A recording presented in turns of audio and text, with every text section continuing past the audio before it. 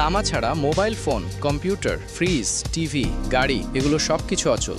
তামার দাম লোহা, স্টিল বা অ্যালুমিনিয়ামের থেকে বেশি। এই তামা বারবার গলিয়েও ব্যবহার করা যায়, কিন্তু প্রশ্ন হলো এই তামা কোথায় থেকে আসে? চলুন তামা তৈরির আসল রহস্য উন্মোচন করা যাক। বুদ্ধিগ্রাফ চ্যানেলে আপনাকে স্বাগতম।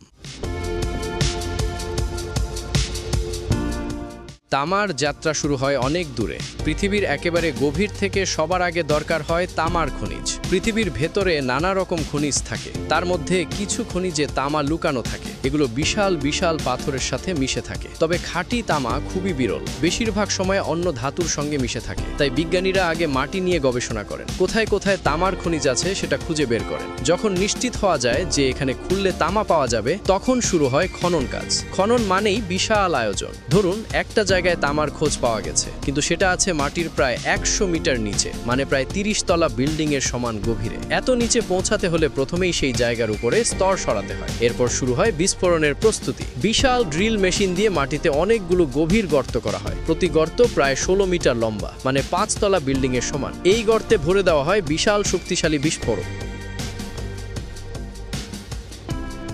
নিরাপদ দূরত্বে সবাই চলে যায়। তারপর রিমোট কন্ট্রোল দিয়ে বিস্ফোরণ ঘটানো হয়। একসাথে সব বিস্ফোরণ হয় না, প্রতিটি বিস্ফোরণের মধ্যে থাকে মিলি সেকেন্ডের ব্যবধান। এতে করে পাথর সবচেয়ে ভালোভাবে ভাঙে, ধুলো কম ছড়ায়। বিস্ফোরণের পর শুরু হয় পাথর তোলার কাজ। বিশাল বিশাল বেলচাওয়ালা মেশিন, যেগুলো একবারে প্রায় 80 টন পাথর তুলতে পারে। তারপরেই পাথরগুলো বিশাল ট্র্যাকে ভরা হয়। এই ট্র্যাকগুলো এত বড় যে 3 তলা বাড়ির মতো উঁচু। এক একটা ট্র্যাক 400 টন পর্যন্ত পাথর বহন করতে পারে। কিন্তু আশ্চর্যের ব্যাপার হলো এই সব পাথরের ভেতর খাঁটি তামা খুবই কম, মোটের উপর 1% থেকে 5%। মানে যদি আপনি 200 টন পাথর তোলেন, তার মধ্যে থেকে মাত্র 900 কেজি তামা পাবেন। চলুন এবার আপনাদের দেখাই এই পাথর থেকে তামা কিভাবে আলাদা করা হয়।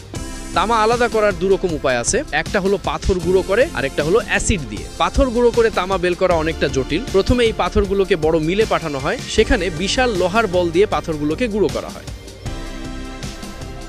গুঁড়ো পাথর পানির সঙ্গে মেশানো হয়, তারপর সেখানে কিছু রাসায়নিক দেওয়া হয় যা তামাকে আলাদা করে। তারপর ফেনা তৈরি করা হয়। ফেনার সঙ্গে ভেসে ওঠে তামা, আর বাকি ময়লা নিচে থেকে যায়। এতে যে মিশ্রণ পাওয়া যায় তাতে প্রায় 30% তামা থাকে। এবার এই মিশ্রণে গলানো হয়, সঙ্গে মেশানো হয় এক ধরনের বালি। এই বালি ময়লা টেনে নেয়। প্রচন্ড তাপে পাথর গলে যায়, তখন উপরে ভেসে ওঠে ময়লা অংশ, যাকে বলে স্ল্যাগ, আর নিচে থাকে তামা, যার বিশুদ্ধতা প্রায় 60%। এটাকে আরো একবার গলালে সেটা প্রায় 98% বিশুদ্ধ হয়ে যায়। এরপরে তামা আবার গলানো হয়। গলানো তামা ঢালা হয় বিশেষ ছাঁচে। এতে তৈরি হয় লম্বা লম্বা পাত। এরপর মেশিনের ভেতর দিয়ে চালিয়ে এই পাতকে পাতলা করা হয়।